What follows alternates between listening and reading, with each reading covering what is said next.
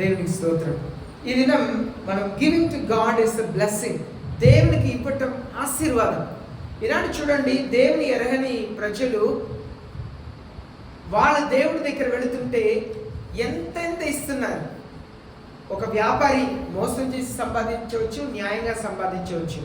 కానీ వాళ్ళు దేవుని గుడి దగ్గర వెళ్ళినప్పుడు వాళ్ళు వెంటనే చాలా ధారాళముగా ఇస్తున్నారు.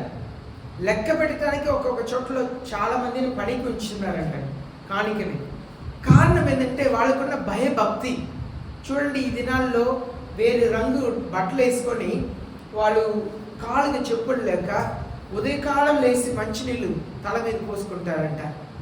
వాళ్ళు నడిచి వెళ్ళే వాళ్ళు. ఎంత ఒక భక్తి చూడండి, ఎంత ఒక భక్తి. కానీ దేవుని పిల్లలకు ఆ భక్తి లేదు. ఈనాడు దేవుని సన్నిధి చర్చెస్లో కూడా షూ వేసుకుంటే లోపల వస్తారు. ఏదంటే ఒక పాస్టర్ గారిని ఒక దేశంలోకి వాక్యం చెప్పడానికి పిలిస్తే షూ వేసుకోండి లేకపోతే మీరు నుంచోలేరు అని చెప్పారంట. లేదు దేవుని సన్నిధిలో నేను షూ వేసుకొని వాక్యం చెప్పలేను అని చెప్పి షూ లేకుండా వెళ్ళి నిలబడ్డారంట. 20 నిమిషాల పైన మాట్లాడలేకపోయారంట, అంత చలి. కనుక ఈనాడు పరిస్థితులను బట్టి మనం షూ వేసుకోవచ్చు, వేసుకోకుండా ఉండవచ్చు. కానీ ఇక్కడ మనం నేర్చుకోవాల్సిన సత్యం, మనకు ఆశీర్వాదం దేవుడి దగ్గర అడుగుతా ఉన్నప్పుడు ఆశీర్వాదం కాదు, దేవుడి కొరకు ఇచ్చే విషయంలో ధారాళమైన మనసు ఉండాలి. ఇస్తప్పుడు గొప్ప మనసు ఉండాలి. కొన్నిసార్లు మనం ఇచ్చేది మనుషులు ఎవరు చూడరు, కానీ దేవుడు చూస్తున్నారు. కనుక giving to God is a blessing. మనుషులకి ఇచ్చేదే ఆశీర్వాదం అంటే దేవునికి ఇచ్చేది ఎంత ఆశీర్వాదం. మనుషులకు మనం సామాన్యమైన బీదలకు, కష్టంలో ఉన్న వారికి సహాయం చేస్తున్నాం. అదే సమయంలో దేవుని సేవకులకు ఇవ్వటం ఆశీర్వాదం.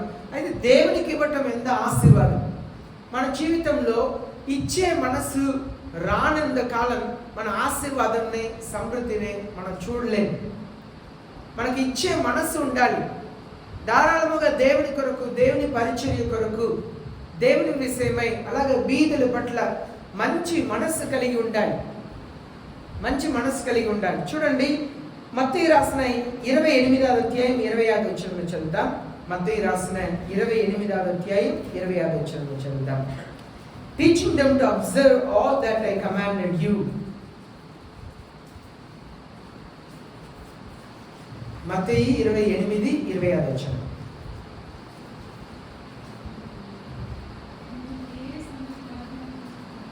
బిగ్గరగా చదవండి. నేను మీకు ఏ సంగతుల్ని ఆజ్ఞాపించుతున్నావో వాటి అన్నిటిని గైకొనవలనని వారికి బోధించుడి. అదే ఇప్పుడు నేను మీకు చేయబోతున్నాను.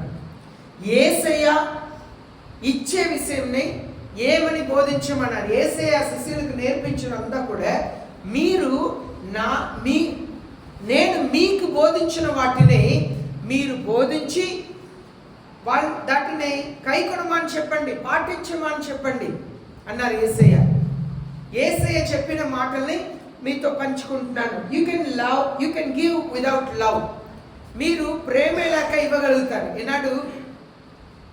ఈనాడు కొందరు సహాయం చేయటమో కానీ, లేదు మీ భర్త పిల్లలకు, మీ భార్య పిల్లలకు ప్రేమ లేక కూడా కొనివ్వచ్చు, ప్రేమ లేక కూడా వండి పెట్టవచ్చు. You can give without love. ప్రేమ లేకుండా ఇవ్వవచ్చు, but you cannot love without giving.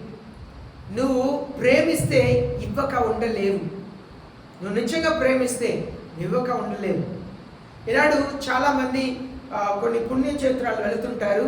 అక్కడ వెళ్ళి కొందరికి అనాథలు అనగా బీద వాళ్ళకు అన్నదాన కార్యక్రమం చేస్తారు. ఎందుకంటే మేము ఒక ఇంట్లో అద్దుకున్నప్పుడు ఆ ఓనర్ వచ్చి చెప్పారు, మేము అన్నదాన కార్యక్రమం 100 మందికి చేస్తాము, మొక్కుబాటు చేసుకున్నాం, చేసి వచ్చాం అన్నారు. అదే you can give without love. ఆ బీద వాళ్ళని ప్రేమించారు కనుక అన్నదాన కార్యక్రమం చేశారా? లేదు. ఇక నుండి వెళ్ళక ముందే ఒక మొక్కుబాటు చేసుకున్నారు. దేవుడా, నాకు ఇది చేస్తే నేను ఇది చేస్తాను అని చెప్పి. కనుక అక్కడ వెళ్ళి నీ దగ్గర వచ్చి పేదలకు 100 మందికి నేను అన్నదాన కార్యక్రమం చేస్తాను అని ముందుగానే మొక్కుబడి చేసుకున్నారు కనుక చేశారు. You can give without love. ఆయనకు ప్రేమ ఉండటం వలన చేయలేదు. ఆ బీదల మీద ప్రేమ ఉండటం వల్ల చేయలేదు. అర్థమవుతుందా? But you cannot love without giving. ఒకరిని ప్రేమించి నువ్వు ఏమి ఇవ్వక ఉండలేవు. ఇలాంటి క్రిస్మస్ దగ్గర పడుతుంది. నేను ప్రారంభ దినంలో క్వాసీ క్రిస్మసీ అని చెప్పి రాస్తాను. క్వాసీ క్రిస్మసీ అంటే క్రిస్మస్కి ముందు ఒక నెల, క్రిస్మస్కి తర్వాత ఒక నెలనే క్రిస్మసీ అంటారు. చూడండి, యేసయ్య ఈ లోకంలోకి వచ్చి ఆ కన్య గర్భంలో ఉద్భవించారంటే దేవుడు తనలో ఉన్న భాగంని ఇచ్చారు మనుషులకి. అదే యోహాను సువార్త 3వ అధ్యాయం 16వ వచనం చదువుతున్నాము. God gave his only begotten son that whosoever believeth in him shall not perish but have eternal life. యేసయ్య ఇచ్చారంట తన కుమారుడిని. దేవునికి ఇవ్వటమే అది గొప్ప ఆశీర్వాదం. చూడండి, giving is an act of worship and honour. దేవునికి ఇవ్వటం అనేది act of worship and honour. మనం దేవుని గణపరుస్తున్నాం. ఈనాడు చాలా మందిరాలు ఉన్నాయి. పాత నిబంధన కాలంలో మందిరం ఒకటే, అనగా యెరూషలేములో ఉంది కనుక, సీలోగులో చాలా కాలం ఉంది కనుక సంవత్సరములకు ఒక్కసారి పురుషులు అందరూ దేవుని సన్నిధిలో కనబడవలసినదే అని దేవుడు ఆజ్ఞ ఇచ్చారు. వచ్చే ఎవరు కూడా ఒట్టి చేతితో రాకూడదు అని ఆజ్ఞ ఇచ్చారు. దేవుని సన్నిధిలో 3 దినములు కనబడాలి. వస్తేప్పుడు ఒట్టి చేతితో రాకూడదు, ఖాళీగా రాకూడదు. ఇది దేవుని ఆజ్ఞ. Giving is an act of worship and honour. మన దేవుని ఎలా గణపరుస్తున్నాం. దానికి పెద్ద పెద్ద గుడిల్లో చాలా బంగారం ఉంటుందంట. బంగారం ఉంగరము, చైన్స్, ఏదేదో ఉంటుందంట, బంగారం ఉంటుందంట. లెక్క పెట్టలేని కాணிక దాంట్లో సమర్పిస్తూ ఉంటారు. కారణం ఏంటంటే వాళ్ళు తమ దేవుళ్ళని గణపరుస్తున్నారని అర్థం. అయితే మత్తయి రాసిన సామెతలు 3వ అధ్యాయం 9-10 వచనంలో చదువుదాం. సామెతలు 3వ అధ్యాయం 9-10 వచనాలను చదువుదాం. నేను కొంచెం వేగంగా తీసి ఇద్దరు చేతిలో మైక్ పెట్టుకొని చదివితే ఇంకా నాకు ఈజీగా ఉంటుంది. మీ రాబడి అంతటిలో ప్రథమ ఫలమును నీ ఆస్తిలో భాగమును ఇచ్చి యెహోవాని గణపరచుము. అప్పుడు నీ కొట్లలో ధాన్యము సమృద్ధిగా ఉండును. నీ గానులో నుండి కొత్త ద్రాక్షరసము పైకి పొరలి పారును. ఇప్పుడు ఆ 9వ వచనం ఒక్కొక్క లైన్ గా చదవండి. నీ రాబడి అంతటిలో అనగా నీకు వచ్చే ప్రతి ఒక్క ఇన్కమ్, నీకు ఎలా వచ్చినా సరే, మీ భర్త ఇచ్చినా సరే, లేదు మీరు కష్టపడి సంపాదించినా సరే, లేదు మీ అత్తగారు మామగారు ఇచ్చినా సరే, తల్లిదండ్రులు ఇచ్చినా సరే, నీ చేతికి రాబడి వచ్చే రాబడిలో తర్వాత ప్రథమ ఫలమును నీ ఆస్తిలో భాగమును ఇచ్చి. చూడండి, ప్రథమ ఫలమును ఇవ్వాలి. ఒకరోజు యేసు గారు ఒక కవర్ నిండా 50-60 గోవా జాంకాయని తీసుకొచ్చి ఇచ్చారు. అంటే కొందరు గుడ్డుని తీసుకొస్తారు. ప్రథమ ఫలం మీ సంపాద్యంలో ఫస్ట్ది దేవునికి. అలాగే ఆస్తిలో భాగం ఇవ్వాలంట. అనగా ఆస్తిని ఒక లెక్క పెడతారు. మనకున్న స్థలం ఎంత కాయింది, ఎన్ని లక్షలు వచ్చింది, దాంట్లో ఒక 10 భాగంని తీసి దేవునికి ఇస్తారంట. మీరు ఇల్లు కొన్నారా, లేదు స్థలం కొన్నారా, లేదు మీరు వేరే ఏదైనా ప్రాపర్టీ కొన్నారా, అనగా ఒక 2 గేదెలు కొన్నారా, ఎందుకు కొన్నారు, దాంట్లో 10 భాగంని దేవునికి ఇవ్వటం. అదే నీ ఆస్తిలో కూడా 10 భాగంని ఇవ్వాలంట. తర్వాత లైన్, అప్పుడు నీ కొట్లలో ధాన్యము సమృద్ధిగా ఉండను. నువ్వు ఎప్పుడైతే అలాగే దేవునికి ఇవ్వగలుగుతావో సమృద్ధి అయిన ధాన్యం ఉంటుందంట. నీకు కొదువు అనేది రాదంట. తర్వాత మీ గానులో నుండి కొత్త ద్రాక్ష రసము పైకి పొరలి పారును అనగా సమృద్ధి అయిన ఆహారం, సమృద్ధి అయిన నీళ్లు అన్నింటిని కూడా యేసయ్య సమృద్ధిగా దయచేస్తున్నారంట. దాన్ని ఎప్పుడు మనం అనుభవించగలుగుతామంటే మనం ఎప్పుడు ధారాళంగా యేసయ్యకి ఇవ్వగలుగుతాము అప్పుడే. తర్వాత చదువుతాం. తర్వాత నా కుమారుడా ఓకే, అందువరకు చాలు. అయితే మనం ఇచ్చినప్పుడు దేవుడు మనకు తిరిగి ఇస్తున్నారు. చాలా మంది ఇచ్చుటకు మనసే లేదు. మీరు ఆలోచన చేయండి, ఇచ్చే విధానాన్ని నేర్పించినా కూడా మనకు పాటించడానికి ఇష్టం లేదు. మనం ఎంతో కాలంగా చెప్పేదే చెప్తున్నాం, నా దగ్గర లేదు లేదు లేదు అన్నప్పుడు లేకుండానే ఉంటుంది. ఎందుకంటే బైబిల్లో మనం ఒక మాటను చదువుతున్నాము, జీవ మరణం మన నాలుకలో ఉన్నదంట. అనగా మనం నా దగ్గర లేదు లేదు అంటే అలాగే ఉంటుంది. చూడండి, సామెతలు 18:21లో death and life are in the power of the tongue and those who love it will eat its fruit. చదవండి. జీవ మరణములు నాలుక వశము, దాని యందు ప్రీతిపడువారు దాని ఫలంనే తిందురు. అనగా నువ్వు లేదు లేదు లేదు అని చెప్తా ఉంటే అదే జరుగుతాయి. నా దగ్గర కూడా చాలా సరి ఉండదు, కానీ నేను ఏం చెప్తానంటే నేను ఇప్పుడు లేకుండా ఉంటాను. ఇప్పుడు లోయలాంటి అనుభవం మరలా నన్ను కొండ అనుభవం తీసుకొస్తాడు, సమృద్ధిగా నాకు ఇస్తాడు. ఎందుకంటే నాలో ఒక విశ్వాసం ఎప్పుడు కూడా నా దగ్గర లేకపోవచ్చు, కానీ మరలా దేవుడు నన్ను పైకి తీసుకొస్తారు, అద్భుత కార్యాలు చేస్తారు, మనుషులతో నా పక్షాన మాట్లాడతారు, కార్యం చేస్తారు. మనం ఇస్తప్పుడు గొప్ప దీవెనని మనం చూడగలుగుతాం. రెండు అంశంని మీతో మాట్లాడబోతున్నాను. ఒక అంశం గివింగ్ టు గాడ్, రెండవది అంశం గివింగ్ టు పూర్. ముందు దేవునికి ఇచ్చే విషయం గురించి ధ్యానిస్తాం. లూకా రాసిన 19వ అధ్యాయం, లూకా 19వ అధ్యాయం 1 నుండి 10 వచనంలో మనం చూస్తున్నాము. ఇక్కడ లూకా 19:1 నుండి 10లో జక్కయి గురించి చూస్తున్నాం. ఈ జక్కయి ఆయన యేసయ్యని చూడాలని ఆశపడి ఉన్నారు. సమాజంలో ఒక కలెక్టర్ పోస్టులో ఉన్నారు, ఇన్కమ్ ట్యాక్స్ కలెక్టర్ పోస్టులో ఉన్నారు. కానీ చెట్టు ఎక్కి కూర్చొని ఆయన యేసయ్యని చూడాలని వేచి ఉన్నారు. యేసయ్య అక్కడ వచ్చిన వెంటనే అలా అక్కడ నిలబడ్డారు, ఆగారు. ఆగి తల ఎత్తి పైకి చూస్తే అందరు పైకి చూస్తున్నారు. జక్కయి చెట్టు పైకి కూర్చున్నారు. జక్కయి కిందకి దిగిరా, నేను ఈరోజు నీ ఇంటికి రావాలి అన్నారు. ఆయనకు ఆశ్చర్యం, యేసయ్యని చూడాలి, నువ్వు పైకి ఎక్కి చెట్టు పైన కూర్చుంటే యేసయ్య చెప్తున్నారు నీ ఇంట్లో నేను బస చేయాలి రా అంటున్నారు. యేసయ్యతో పాటు నడిచి వెళుతున్నాడు. యేసయ్య ఏం మాట్లాడారో మనకు రాయబడలేదు, కానీ ఆయన గ్రహించాడు. వెంటనే ఏం గ్రహించాడు తెలుసా? అయ్యా, నేను సంపాదించిన అంత దుష్టమైన రీతిలో సంపాదించాను, మనుషుల్ని మోసపరిచి సంపాదించాను, మనుషుల్ని బెదిరించి సంపాదించాను. ఈ ఇంట్లో మీరు అడుగు పెట్టడానికి నేను అర్హుడిని కాదు. కనుక నేను ఒక నిర్ణయం తీసుకుంటాను. నా ఆస్తిలో నా దగ్గర ఉదాహరణగా నా దగ్గర 10 కోట్లు ఉన్నట్లయితే 5 కోట్లు నేను పేదవాళ్ళకి ఇచ్చేస్తాను. మిగిలిన 5 కోట్ల నుండి ఎవరెవరిని నేను మోసం చేశానో వాళ్ళందరికీ 4 రెట్లు ఇస్తాను.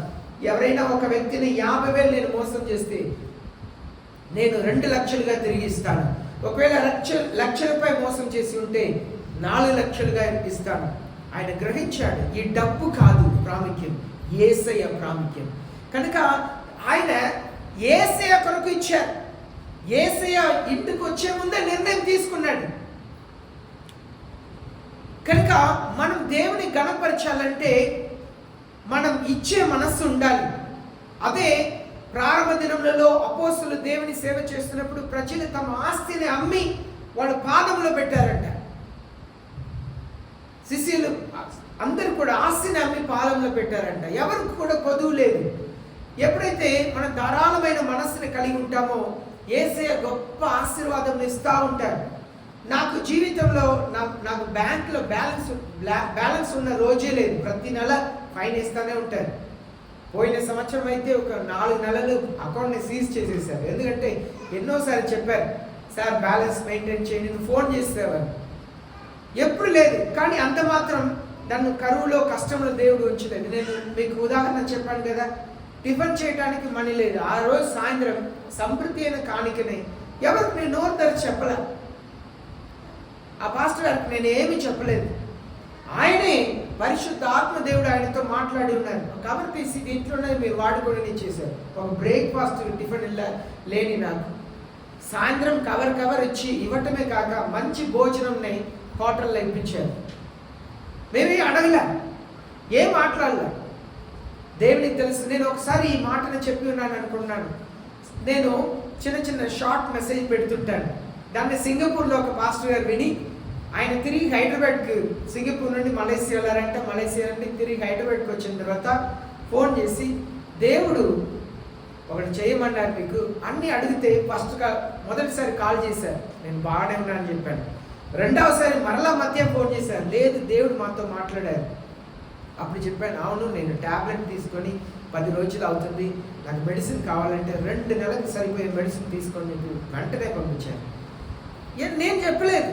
మొదటిసారి ఫోన్ చేశాను, నేను చెప్పలేదు, నేను అడగలేదు. రెండవసారి మరలా ఆయనే ఫోన్ చేశారు.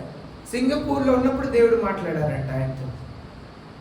మనం దేవుని పట్ల నమ్మకంగా ఉన్నప్పుడు ఖచ్చితంగా యేసే ఆశీర్వదిస్తారు. ఆ జక్కయ్యకి అలాంటి మనస్సుని యేసే ఏమి చెప్పి ఉండదు, కానీ జక్కయ్యకే అలాంటి మనస్సు వచ్చేసింది. ఆయన స్వయంగా నిర్ణయం తీసుకున్నారు. మన ఆశీర్వాదంని చూడాలంటే ఇచ్చే మనస్సు ఉండాలి, ధారాళమైన మనస్సు ఉండాలి. మార్కు రాసిన 14వ అధ్యాయం, మార్కు 12వ అధ్యాయం 17వ వచనం చదువుతున్నాము. గివ్ ప్రపోర్షనేట్లీ అనగా మనం దేనికి ఎలా ఇవ్వాలి, ఎవరికి ఎంత ఇవ్వాలి అన్నీ క్యాల్కులేట్ చేస్తున్నాం. మన చేతిలో వచ్చే డబ్బుని అద్దె ఇంత ఇవ్వాలి, పాలు కింద అయింది, ఈ నెల ఇల్లు కడవాలంటే ఇంత అయింది, అప్పు కట్టడానికి ఇంత అయింది అని చెప్పి ప్రపోర్షనేట్ చేస్తాం. దాన్ని వేరువేరుగా భాగం చేస్తాం. అదే యేసు చెప్తున్నారు. మార్కు 12వ అధ్యాయం 17వ వచనం చదవండి. అందుకు యేసు కైసరుకు కైసరుకును దేవునిది దేవునికి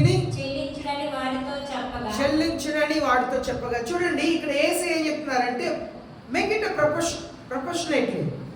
మీరు క్యాల్కులేట్ చేయండి, మీకు ఎంత ఇన్కమ్ వచ్చింది, ఆ ఇన్కంలో మీకు వచ్చిన రాబడిని అప్పు కట్టడానికి ఇంత, ఈఎంఐ కట్టడానికి ఇంత పక్కన పెట్టేయండి. అదే యేసే చెప్తున్నారు. కైసరుకు ముందు మీరు అప్పు కట్టడానికి ముందు పక్కన పెట్టండి, పన్ను కట్టడానికి పక్కన పెట్టండి. అదే చెప్తున్నారు. దేవునిది దేవునికి, కైసరుకు చెప్పలేదు. కైసరుకి ఇవ్వండి, దేవునికి ఇవ్వండి. ముందు మీ ఈఎంఐయో లేదా అప్పో ఏది కావాలో దాన్ని పక్కన పెట్టండి. ఎవరికి ఏమి ఇవ్వాలో మనం మానవులుగా ఎవరికి కూడా అప్పు ఉండకూడదని మనం రోమిలికి రాసిన పత్రికలో చదువుతున్నాం. మనం ఎవరికి అప్పు ఉండకూడదు. మనం ప్రార్థన చేయాలి, కడతా ఉండాలి. శాక్పున్ అనే సేవకుడు ఏం చెప్తారంటే, నువ్వు అప్పు తీసుకొని దాన్ని తిరిగి చెల్లించలేకపోయినా కూడా నెల నెలకు కడతా ఉండు. నువ్వు భయంకరమైన పేదరికంలో ఉన్నావు, నీ అప్పు చాలా పెద్దది, నువ్వు 10 రూపాయలు ఇవ్వగలుగుతావు, 100 రూపాయలు ఇవ్వగలిగినా కూడా నెలకు ఆ 100 రూపాయలు ఇవ్వు. ఆయన ఏమంటారంటే, పిక్నిక్ వెళ్ళాలని అప్పు తీసుకోవద్దు, భోజనం కొరకు అప్పు తీసుకోవద్దు. మీ దగ్గర ఏదైనా ఒక వస్తువు ఉంది, అది ఉపయోగమైతే తీసుకొని మళ్ళీ తిరిగి ఇచ్చేయండి. తిరిగి ఇవ్వకుండా ఉండటమే దేవునికి ఇష్టం లేనిది. అయితే ఇక్కడ యేసే చెప్తున్నారు, మీరు అన్ని దేని ఖర్చు పెట్టాలో ప్లాన్ చేయండి. Give proportionately. ప్లాన్ చేసుకొని తర్వాత దేవునికి ఎంత ఇవ్వాలో అది కూడా మీరు దేవునికి ఇవ్వాలి. దేవునికి ఇవ్వవలసిన దాంట్లో మీరు కోత కోయకూడదు. దేవునికి ఇచ్చే విషయంలో ధారాళమైన మనసు ఉండాలి. అదే దేవుడు చెప్పే ఆశీర్వాదం. మనకు నిజమైన ఆశీర్వాదం దేవునికి ఇస్తప్పుడు మాత్రమే వస్తుంది. దేవుడు చెప్తున్నారు, మీరు ఇవ్వండి, అప్పు కట్టండి, ఎవరికి ఇవ్వాలో అన్ని ఇవ్వండి. అదే సమయంలో మీరు సమానంగా యేసయ్యకి ఎంత ఇవ్వాలో మీరు చూడాలి, లెక్క పెట్టాలి. ఒక నెలకి రోజుకి ఎంత సంపాదిస్తున్నారు, ఒక నెలకి ఎంత సంపాదిస్తున్నారు. దేవునికి ఇవ్వకుండా దేవుడే నాకు ఇవ్వాలని చెప్తే ఎంతకాలం మీ చేయి బిగించుకుపోయి ఉన్నాయో దేవుడి చేయి కూడా అలాగే ఉంటుంది. మీరు ఎప్పుడు మీ చేతులు విప్పుతారో అప్పుడే దేవుడు కూడా తన చేతుల్ని విప్పుతారు. 2వ కొరింథీ పత్రిక 9వ అధ్యాయం 7వ వచనంలో చదువుతున్నాము. Giving should be generous and joyful. 2వ కొరింథీ పత్రిక 9వ అధ్యాయం 7వ వచనంలో చదువుదాం. సనుగ కొనకయు బలవంతంగా కాకయు ప్రతివాడును తన హృదయంలో నిశ్చయించుకొనిన ప్రకారము ఇవ్వవలెను. దేవుడు ఉత్సాహముగా ఇచ్చువానిని ప్రేమించును. దేవుడు ఎవరిని ప్రేమిస్తారంటే ఉత్సాహంగా ఇచ్చేవారు. ధారాళంగా ఉత్సాహంగా ఇవ్వాలి. దేవునికి ఇచ్చే విషయంలో కథలు చెప్పకూడదు. నా దగ్గర ఏమి లేదు ఎందుకంటే అన్ని తెలుసు దేవుడికి. మీరు ఎంత ఖర్చు పెడుతున్నారు, దేనికి ఖర్చు పెడుతున్నారు అన్ని తెలుసు. కనుక ఉత్సాహంగా ఇవ్వాలంట దేవునికి ఇచ్చేవాళ్ళు. మంచి మనసుతో దేవునికి ఇస్తప్పుడు మంచి మనస్సు కలిగి ఉండాలి. యేసే అదే చెప్పారు, మీరు ఈ చిన్నవారి అయిన నా సేవకుడికి ఏదైతే చేశారో అది నాకు చేశారు. ఒక గ్లాస్ మంచి నీళ్ళు నా ప్రవక్తని నా సేవకుడిని మీరు ఇచ్చిన 100% మీరు ఆశీర్వాదం పొందుతున్నారు. ఎంతో యేసయ్య నేర్పించింది అదే మనం చూస్తున్నాం. మత్తయి రాసిన 28:20లో యేసయ్య నేర్పించిన సత్యం, నేను మీకు బోధించిన వాటిని వారికి బోధించి కైకొనమని చెప్పండి. ఇది యేసయ్య ఇచ్చిన ఆజ్ఞ, యేసయ్య చెప్పిన మాట. కనుక దీన్ని ఈజీగా తీసుకోవటానికి వీలు లేదు. రెండవదిగా గివింగ్ టు పూర్, పేద వాళ్ళకు ఇవ్వటం. ఇక మనం చూస్తున్నాము giving should be done in secret. మనం పేద వాళ్ళకి ఇచ్చినప్పుడు ఫోటోలు తీయకూడదు. మనం పేద వాళ్ళకి ఇస్తున్నామని చెప్పి వీడియోలు తీయకూడదు. చాలామంది సెల్ఫీ తీసుకుంటారు, వీడియోలు ఫోటోలు తీసుకుంటారు. నువ్వు ఇచ్చేది ఎవరికి తెలియాలని అవసరం లేదు. అదే యేసయ్య చెప్తున్నారు, giving should be done in secret. మత్తయి రాసిన 6వ అధ్యాయం 1 నుండి 4 వచనాలు చదువుదాం. మత్తయి రాసిన 6వ అధ్యాయం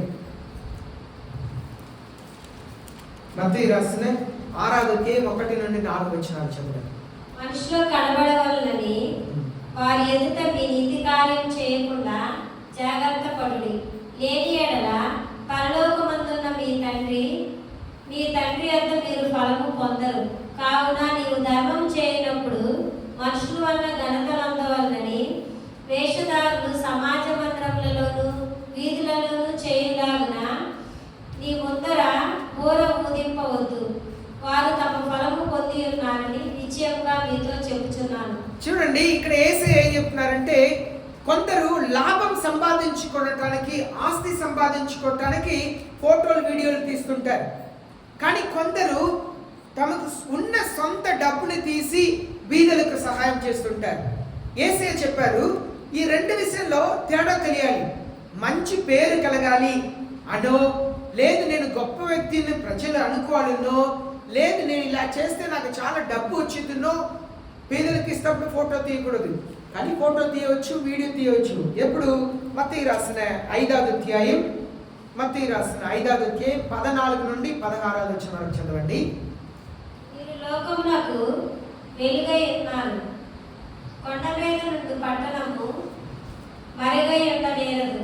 మనుషులు దీపము వెలిగించి కొంచెము క్రింద పెట్టరు, కానీ అది ఇంట నుండి వారికి అందరికీ వెలిగించుటకై దీపస్తంభం మీదనే పెట్టుదురు. మనుషులు మీ సత్క్రియలను చూసి పరలోకమందున్న మీ తండ్రిని మహిమపరచినట్లు వారి ఎదుట మీ వెలుగు ప్రకాశింపనీయుడు. చూడండి, కొన్నిసారి మనం ఇచ్చేది ప్రజలకు తెలియాలి. మనం డబ్బుని ఎలా వాడుకుంటున్నామో ప్రజలకు తెలియాలి. బీద వాళ్ళకి భోజనం పెడుతున్నప్పుడు మనం కొన్నిసారి ఫోటోలు తీయాలి, వీడియో తీయాలి. ఎందుకంటే యేసయ్య చెప్తున్నారు, let your light shine before men in such a way. ఇంగ్లీష్లో చాలా బాగుంది, ఇన్ సచ్ ఎ వే. మీ వెలుగు ప్రజల దగ్గర అలా, let your light shine before men, ప్రజలకు తెలియాలి.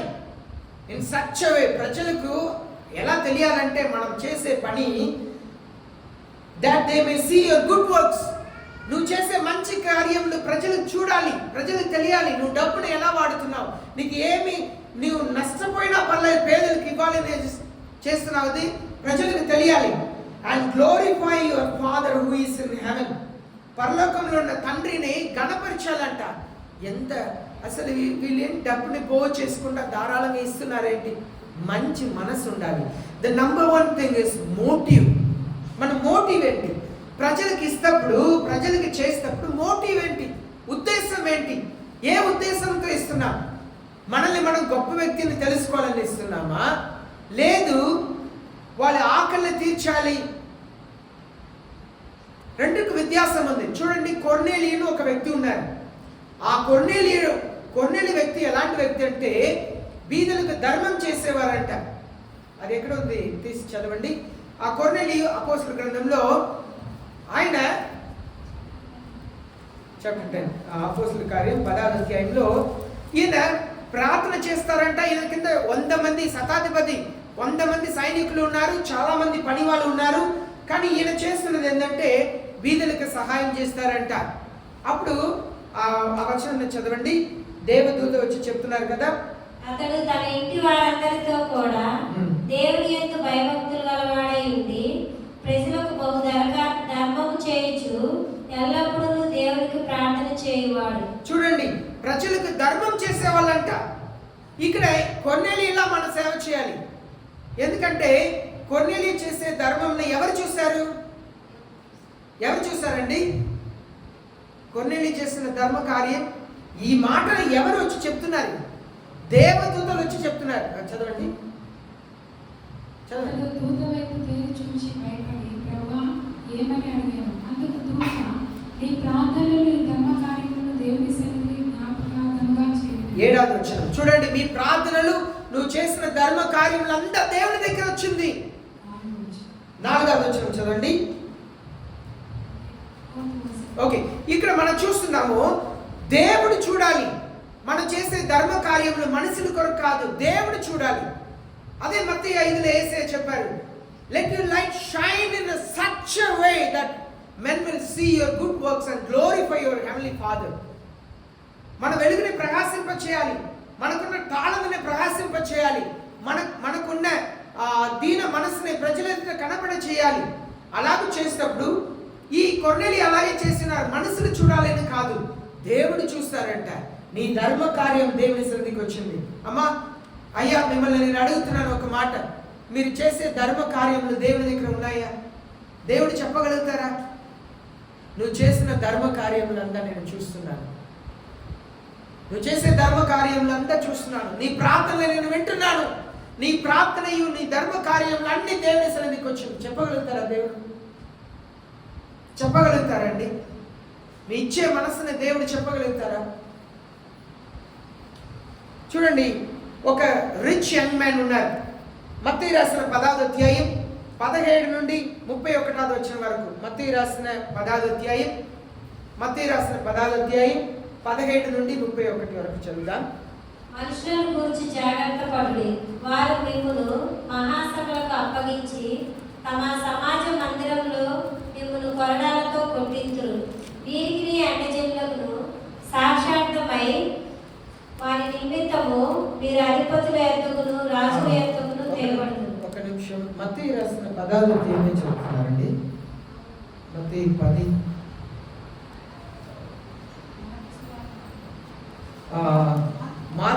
మార్కు సువార్త 10వ అధ్యాయం.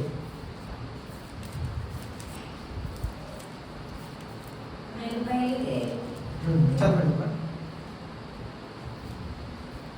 ఆయన బయలుదేరి మార్గంలో పోవుచుండగా ఒకడు పరిగెత్తుకొని వచ్చి ఆయన ఎదుట మోకాల్లోని, సద్బోధకుడా, నిత్య జీవనకు వారసుడగుటకు నేనేమి చేయుదునని ఆయన అడిగాను. యేసు, నన్ను సత్పురుషుడని ఎలా చెప్పుచున్నావు? దేవుడు ఒక్కడే గాని మరి ఎవడు సత్పురుషుడు కాడు.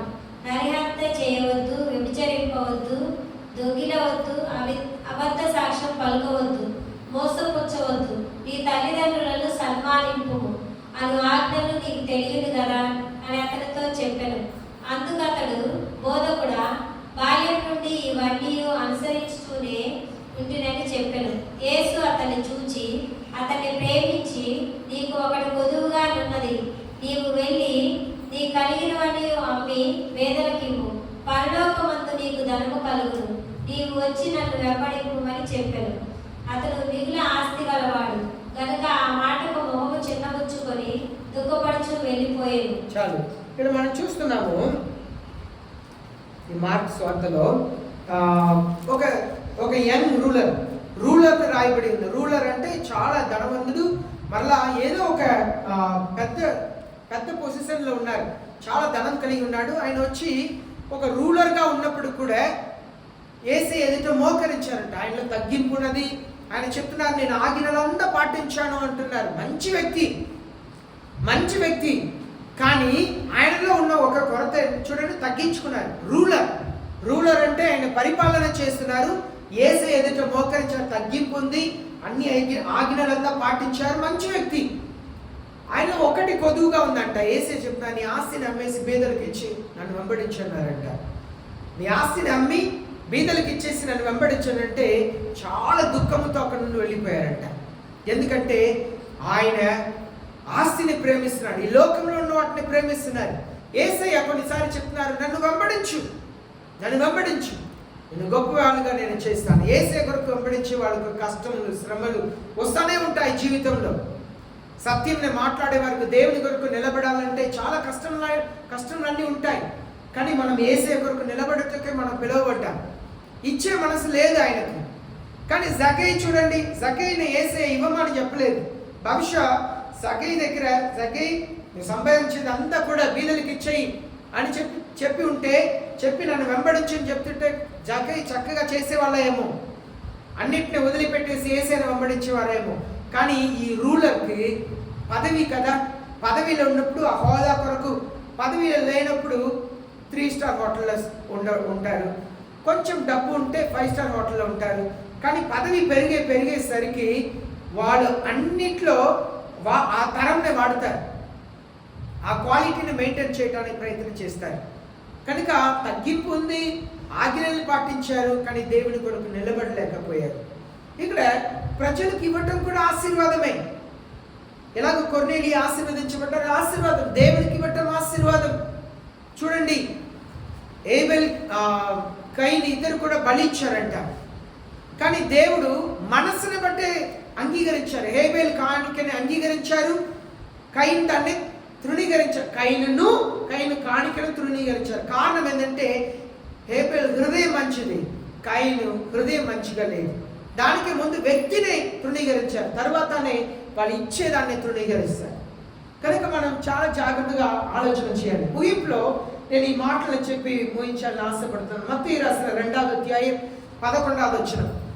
మత్తయి రాసిన 2వ అధ్యాయం 11వ వచనంలో తూర్పు దేశం నుండి జ్ఞానులు వచ్చారు. కానీ ఆ జ్ఞానుల్ని మనం స్కిట్లో చూస్తుంటాము, టీవీలో చూస్తుంటాము, ముగ్గురు మాత్రమే వచ్చేటట్లా చూపిస్తారు. ముగ్గురు కాదు అని చెప్తున్నారు. చాలా మంది వచ్చి ఉండవచ్చు అని చెప్తున్నారు. ఈ తూర్పులో ఉన్నవారంటే ఆబ్రహాం పిల్లలు. ఆబ్రహాం తర్వాత కెతురాకు పుట్టిన పిల్లలందరినీ కూడా ఆస్తిని ఇచ్చి వాళ్ళని తూర్పు దిశలో పంపించేస్తారంట. అనగా వాళ్ళ పిల్లలు రాజుని చూడటానికి వచ్చారు. మత్తయి రాసిన 2వ అధ్యాయం 11వ వచనం చదవండి. వారు ఆ నక్షత్రమును చూచి అత్యానందభరితులై ఇంటిలోనికి వచ్చి తల్లి అయిన మరియను ఆ శిశువును చూచి సాగిలపడి ఆయనను పూజించి తమ పెట్టెలు విప్పి బంగారమును, సాంబ్రాణిని, బోలమును కానుకలుగా ఆయనకు సమర్పించింది. ఇప్పుడు మీరందరూ కూడా జ్ఞానులే. ఎందుకు? యేసయ్యను చూడటానికి వచ్చారు. కానీ ఎవరు కూడా సాగిలపడలేదు. ప్రార్థన చేశాం, కానీ వాళ్ళు యేసయ్య ఎదుట ఉన్న సాగిలపడి బహుమానం ఇచ్చారంట. అక్కడ నుండి బహుమానం మోసుకొచ్చారు. చాలా దూరంలో ప్రయాణం చేసి వచ్చారు. చాలామంది థియాలజికల్ కాలేజీలో ఇలాగూ బోధిస్తుంటారు. వాళ్ళు వచ్చినప్పుడు యేసయ్యకు 2.5 సంవత్సరాలు, వాళ్ళు వచ్చినప్పుడు యేసు ప్రభువుకు 2.5 సంవత్సరాలు. చాలామంది వచ్చారు, వాళ్ళు పుట్టిన వెంటనే రాలేదు. కానీ బైబిల్ స్పష్టంగా తెలియపరుస్తుంది, ఒక నక్షత్రం వాళ్ళు పుట్టినప్పుడే కనిపించిందంట. మరలా వాళ్ళు పుట్టి కొంతకాలంలో వాళ్ళు అక్కడ నుండి వెళ్ళిపోయారు, ఐగుప్తుకు వెళ్ళిపోయారు. ఎందుకంటే హేరోదు రాజు దగ్గర ఈ జ్ఞానులు తిరిగి వెళ్ళకపోవటం వలన ఆయన ఇలాగూ ఆలోచన చేశారంట. 2.5 వయసు లోపల ఉన్న పిల్లలందరినీ కూడా చంపేయండి అని చెప్పారు. కనుక వాళ్ళు ఆ టైంలోనే వచ్చి ఉంటారు. 2.5 వయసులో ఉన్నప్పుడే వచ్చి ఉంటారు అని చెప్పి. కానీ యేసయ్య పుట్టినప్పుడు వచ్చిన నక్షత్రం. ఇక్కడ చూస్తే ఈ జ్ఞానులు వాళ్ళు తమ దేశం నుండి బహుమానం మోసుకొచ్చారంట. మనకు బాగా తెలుసు, గోల్డ్, బంగారం అనేది రాజరికమునకు స్వాగతంగా ఉన్నది. అలాగే ఫ్రాంకిన్సెన్స్ ధూపం, అది దేనిని చూపిస్తుందంటే నువ్వు పూజింపబడిన ఒక వ్యక్తివి, నువ్వు దేవుడివి అనే దాన్ని చూపిస్తుంది. మర్ అనేది తెల్లగా ఉంటుంది కానీ చేదుగా ఉంటుంది. దానికి అర్థం నువ్వు పరిశుద్ధంగా ఉండి పాపముని జయించి ఈ లోకంలో శ్రమలు అనుభవిస్తావు. అదే మర్కి అర్థం. మనం వేస్తున్న పర్ఫ్యూమ్ ఉంది కదా, ఈ పర్ఫ్యూమ్ అన్నింటిలో కలిపేది ఆ మర్. ఇంకా వైట్గా ఉంటుంది కానీ అది చాలా చేదుగా ఉంటుంది. ఇక్కడ మనం చూస్తున్నాము, అక్కడ నుండి వచ్చిన వాళ్ళు బహుమానంతో వచ్చారు. మనం కూడా దేవుని సన్నిధికి వస్తున్నప్పుడు అక్కడ నిర్మాణించారు. కొందరు ఇలా ఇక్కడ వచ్చిన తర్వాత బైబిల్ ఇలా వెతుకుతారు, ఆ 10 రూపాయలు నేను ఎక్కడ పెడతా అని చెప్పి. మన చర్చిలో ఉన్న వాళ్ళు కాదు, మామూలుగా క్రైస్తవులు చేసేది, ఇలా ఎక్కడో 10 రూపాయలు పెట్టాను అని వెతుకుతుంటారు. వాళ్ళు అక్కడ నుండి బయలుదేరే ముందే ప్లాన్ చేసుకున్నారు, ఏమి వెళ్ళి ఇవ్వాలి. ఇది ఒక రాజు నక్షత్రం, రాజు జన్మించి ఉన్నారు కనుక మనకు ఇచ్చే మనసు ఉన్నప్పుడు ముందే ప్లాన్ చేయాలి. ఈ నెల నేను దేవునికి ఏమి ఇవ్వాలి. దేవుడు ఎవరిని బలవంతం చేసి ఇవ్వమని చెప్పారు, కానీ మనం దేవుడు బలవంతం చేయట్లేదని దేవుని వాక్యం సులువుగా తీసుకున్నాం. ఏమి దేవునికి ఇవ్వము, మనకు సమృద్ధి ఉంటేనే కదా దేవునికి ఇవ్వాలి కాదు. మత్తయి రాసిన 14వ అధ్యాయం 17 నుండి 19 దాకా చదివితే, మత్తయి రాసిన 14వ అధ్యాయం 14వ వచనం నుండి 19వ వచనం వరకు చదువుతాం. ఆయన వచ్చి ఆ గొప్ప సమూహంను చూచి వారి మీద కనికరపడి వారిలో రోగులైన వారిని స్వస్థపరచను. సాయంకాలం అయినప్పుడు శిష్యులు ఆయన ఎద్దకు వచ్చి, ఇది అరణ్య ప్రదేశము, ఇప్పటికే ప్రొద్దుపోయేను. ఈ జనులు గ్రామంలోనికి వెళ్ళి భోజన పదార్థములు కొనుక్కొనుటకై వారిని పంపివేయమని చెప్పిరి. యేసు వారు వెళ్ళనక్కర్లేదు, మీరే వారికి భోజనం పెట్టుడని వారితో చెప్పగా, వారు ఇక్కడ మన యొద్ద 5 రొట్టెలు 2 చేపలు తప్ప మరేమీ లేదని ఆయనతో చెప్పిరి. అందుకు ఆయన వాటిని నా యొద్దకు తండని చెప్పి పచ్చిక మీద కూర్చుండమని జనులకు ఆజ్ఞాపించి ఆ 5 రొట్టెలను 2 చేపలను పట్టుకొని ఆకాశం వైపు కన్నులెత్తి ఆశీర్వదించి ఆ రొట్టెలు విరిచి శిష్యులకు ఇచ్చెను. శిష్యులు జనులకు వడ్డించిరి. వారందరూ తిరిగి తృప్తి పొందిన తరువాత మిగిలిన ముక్కలు 12 గంపల నిండా ఎత్తిరి. స్త్రీలను పిల్లలను కాక. ఇక్కడ మనం చూస్తున్నాము, యేసయ్య ఇచ్చే మనసు వచ్చింది. ఒక చిన్న బాబు ఇచ్చారని చెప్పి వేరే గ్రంథం స్వార్థలో ఉంటుంది. ఆ చిన్న పిల్లడి దగ్గర 5 రొట్టెలు 2 చేపలు ఉంది. దాన్ని 10,000 మందికి యేసయ్య ఇచ్చారు. ఇప్పుడు 12 గంపలు మిగిలిందంట. అది రెండు రకాలుగా సేవకులు చెప్తుంటారు. ఆ 12 గంపలు ఒక్కొక్క శిష్యుడికి ఒక్కొక్క గంప ఇచ్చి ఉంటారు. ఎందుకంటే 10,000 మందికి వడ్డించడం సామాన్యమైన విషయమా? 100 మందిని కూర్చోబెట్టి మీరు ఒక్కరిగా వడ్డిస్తే ఎలా ఉండిద్ది? చాలా కష్టం కదా. కానీ 10,000 మందికి వడ్డించారు, చాలా ప్రయాసపడ్డారు కనుక శిష్యులకు దేవుడు ఇచ్చి ఉంటారు, ఒక్కొక్కరికి ఒక్కొక్క గంపని. నేనే అనుకుంటాను, ఒకవేళ 5 రొట్టెలు 2 చేపలు ఇచ్చిన ఆ చిన్న పిల్లోడు దగ్గర చెప్పి ఉంటారు, ఓకే బాబు ఇంటికి వెళ్ళు, నా శిష్యులు తీసుకొస్తారు అంటే 12 మంది శిష్యులు 12 గంపని మోసుకొని ఉంటే ఆయన శ్వాసలో నడిచి ఉంటారు. ఇలా ఆయన కాలు పెట్టుకొని సంతోషంగా మమ్మీ ఆయన అప్పుడప్పుడు నడుస్తారు, ఇలా వెనక చేయి కట్టుకొని సంతోషంగా వెళ్ళి ఉంటాడు. వెనక 12 మంది శిష్యులు 12 గంపల్ని మోసుకొని వెళ్తుంటారు. వాళ్ళ అమ్మ వచ్చి బయట చూసి ఆశ్చర్యపడిపోయి ఉంటారు. ఊర్లో అందరూ ఆశ్చర్యంగా చూసి ఉంటారు. ఇస్తప్పుడు మాత్రమే ఆశీర్వాదం వస్తుందండి. దేవుని సేవను అలా చేయాలి. మోసస్ చౌదరిని ఒక పాస్టర్ గారే ఈ మాటను చెప్పారు. ఆ 12 గంపలు ఒక్కొక్క సేవకునికి ఒక్కొక్క శిష్యుడికి ఇచ్చి ఉంటారు, ఒక్కొక్క గంప. కారణం ఏంటంటే 10,000 మందికి వడ్డించడం చాలా కష్టం. కింద వంగాలి, తీయాలి, మోయాలి. కనుక మన జీవితంలో కూడా ఇస్తప్పుడే ఆశీర్వాదం. ఎంతకాలం బిగబట్టి ఉన్నామో అంతే ఉంటాం. మనం ధారాళంగా ఆశీర్వదించబడాలంటే ధారాళమైన మనసు ఉండాలి దేవుని పట్ల. దేవునికి ఇచ్చే విషయంలో, కష్టంలో ఉన్న వారికి ఇచ్చే విషయంలో మంచి మనసు కలిగి ఉండాలి. లూకా రాసిన 6వ అధ్యాయం 38వ వచనం చదువుదాం. లూకా రాసిన 6వ అధ్యాయం 38వ వచనం. లూకా 6:38 చదువుదాం. Give and it will be given to you. చదువు. క్షమించుడి, అప్పుడు మీరు క్షమింపబడుదురు. ఈయుడి, అప్పుడు మీకు ఇవ్వబడును. ఈయుడి, అప్పుడు మీకు ఇవ్వబడును అని అన్నచ్చి కుదిలించి దిగజారినట్లు నిండు కొలతను మనుషులు మీ ఒడిలో కొలుతురు. చూడండి, ఇప్పుడి అప్పుడు మీకు, అందరు చెప్పాలి, ఇవుడి అప్పుడు మీకు ఇయ్యబడును. మీరు ఇస్తేనే ఇస్తారు. ఏమని, ఎలా ఇవ్వమంటున్నారు? అన్నచ్చి అంటే ఇప్పుడు బియ్యమో ఏదైనా ఒక గౌతంలో తీసుకుంటున్నారంటే దాన్ని అన్నచ్చి అంటే నొక్కటం లోపల ఇలా తర్వాత కుదించి అంటే ఆ గౌతంని ఇటు షేక్ చేయాలి. తర్వాత దిగజారినట్లు, ఇంకా పోస్తుంది కింద పోయేటట్లుగా అలా ఇవ్వాలంట. దేవునికి ఇచ్చే విషయంలో అంత మనసు ఉండాలి. ఒక కుటుంబం ఉండేవారు, ఇప్పుడు లేదు. వాళ్ళు దశమ భాగం తీసుకొస్తే ₹1 కూడా లెక్క పెట్టి తీసుకొస్తారు. అంటే ఎంత ఉందో ₹1, ₹2 అది కూడా లెక్క పెట్టి తీసుకొస్తారు. కాదు, నేను ఎవరికైనా ఇవ్వాలి చేయాలంటే దాన్ని రౌండ్ ఫిగర్గా చేసేస్తాను. మన ధారాళమైన మనసు ఉండాలి. అప్పుడే ఇస్తేనే దేవుడు తిరిగి ఇస్తారు. ఇవ్వకపోతే దేవుడు ఇవ్వరు. ఇప్పుడు ఇవ్వుడి మీకు ఇవ్వబడును. మీరు ఇవ్వక ఉండండి, మీకు ఇవ్వబడదు.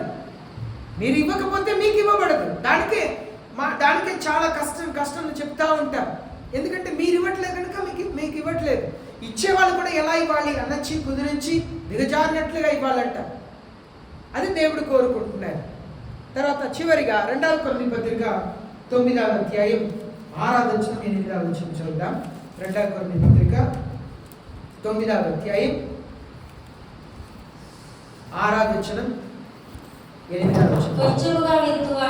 కొంచెముగా విత్తువాడు కొంచెముగా పంట కోయును. సమృద్ధిగా విత్తువాడు సమృద్ధిగా పంట కోయును. ఆగండి. ఇప్పుడు సమృద్ధిగా విత్తేవాడు సమృద్ధిగా పంట కోస్తారంట. తర్వాత కొంచెముగా విత్తేవారు కొంచెమే కోస్తారంట. మనం ఎలా దేవునికి ఇస్తామో అలాగే వచ్చింది తిరిగి దేవుడు ఇస్తారు. మనం కొంచెం ఇస్తే కొంచెమే ఇస్తారు. మనం కొంచెం ఇస్తే కొంచెమే ఇస్తారు. ధారాళముగా ఇస్తే ధారాళముగా దేవుడు ఇస్తారంట. 8వ వచనం చదవండి. మరియు అన్నిటి యందు ఎల్లప్పుడూ మీలో మీరు సర్వ సమృద్ధి గలవారై ఉత్తమమైన ప్రతికార్యం చేయుటకు దేవుడు మీ ఎడల సమస్త విధములైన కృపల్ని విస్తరింప చేయగలడు. ఎప్పుడైతే మనం ఇస్తామో అప్పుడు కృపను విస్తరింప చేస్తారంట. సమృద్ధిని దయచేస్తారంట. ముందు మనసు ఉండాలి. దాన్ని చేతులతో అలా చూపించాలి. మన మంచి కార్యములు ప్రజలకు తెలియాలంట. మన మంచి కార్యములు ప్రజలకు తెలియాలి. పరలోకపు తండ్రి చూసి గణపరుస్తారు. ఈ వచనంని చివరిగా ఒకసారి మరలా చదవండి. 8వ వచనంని, God is able to make all grace about you. దేవుడు తన కృపని అత్యధికంగా మీకు ఇచ్చుటకు సామర్థ్యుడు. So that always having all sufficiency in everything. సమృద్ధి కలిగి ఉంటామంట. మన దేవునికి ధారాళంగా ఇస్తే అన్ని విషయంలో సమృద్ధి కలిగి ఉంటామంట. You may have an abundance for every good need. మన దగ్గర సమృద్ధి అయిన కావలసిన దాన్ని ఇస్తారంట. 8వ వచనం చివరిగా చదవండి. మరియు అన్నిటి యందు ఎల్లప్పుడూ మీలో మీరు సమృద్ధి గలవారై ఉత్తమమైన ప్రతికార్యం చేయుటకు దేవుడు మీ ఎడల సమస్త విధములైన కృపను విస్తరింప చేయగలడు. చూడండి, ఉత్తమమైన మంచి కార్యములు చేయటానికి సమృద్ధిగా యేసే ఇస్తారు. మనం నమ్మాలి. మనం ఇచ్చినప్పుడు ఆశీర్వాదం వస్తూ ఉండేది. అద్భుతమైన కార్యములు దేవుడు చేస్తుంటారు. ఈ ఊర్లో ఇక్కడ తొట్టి కట్టారు. ఒకసారి కూడా నేను నీళ్ళు దగ్గర కూడా వెళ్ళలేదు. దానికి ఫస్ట్ మిమ్మల్ని అడుగుతూ ఉన్నారు. ఇచ్చాను. ఇటు వందన చాలా పోయినసారి నా చిన్న బాబుకి ఫీజు కట్టాలని ఆపేసి ఇక్కడ ఫస్ట్ వందన కావాలి. వర్షానికి ముందు పని ఆగిపోవాలి. మనం ఎప్పుడు ఇస్తామో దేవుడు ఏదో ఒక మార్గంలో మనకి ఇస్తారు. కొంచెం కాలం కష్టం ఉండిద్ది. ఎందుకంటే క్రైస్తవ జీవితంలో మన కష్టంలో కూడా ఓర్పుతో ఉండాలి. దేవుని సన్నిధిలో ఓర్పుతో ఉండాలి. నేను ఈ ఊర్లో రోడ్డు ఖర్చు పెట్టినట్లుగా ఏ కుటుంబం ఏ ఒక వ్యక్తి కూడా ఖర్చు పెట్టి ఉండరు. అంతంత ఈ ఊరు రోడ్డు బాగుండాలని, ఈ ఊర్లో ప్రజలు అందరూ బాగుండాలి, మనం చేతన అనేది చేయాలి. నేను ఎప్పుడు కూడా ఉండి చేసే వ్యక్తి కాదు. ఒక విశ్వాసం, ఒక ధైర్యం, దేవుడు చూసుకుంటారు. మనకు మంచి మనసు, ప్రజల పట్ల ఇచ్చే విషయంలో ఉండాలి. అంతటకంటే దేవుని విషయంలో మరి ఎక్కువగా ఉండాలి, మరి ఎక్కువగా ఉండాలి. పాస్టర్ మన దగ్గర ఎప్పుడు చెప్తుంటారు, నీకు ఇచ్చే దాంట్లోనే దశమ భాగం తీయి అంటారు. దేవునికి మనం ఇస్తప్పుడు దేవుడు ఆశీర్వదిస్తూ ఉంటారు. మనం దేవునికి ఇస్తప్పుడు మాత్రమే ఆశీర్వాదం కలుగుతుంది. మోకరించండి, ప్రార్థన చేస్తాం. ఒక 2 నిమిషాలు మీరు ఎలా ఉన్నారు?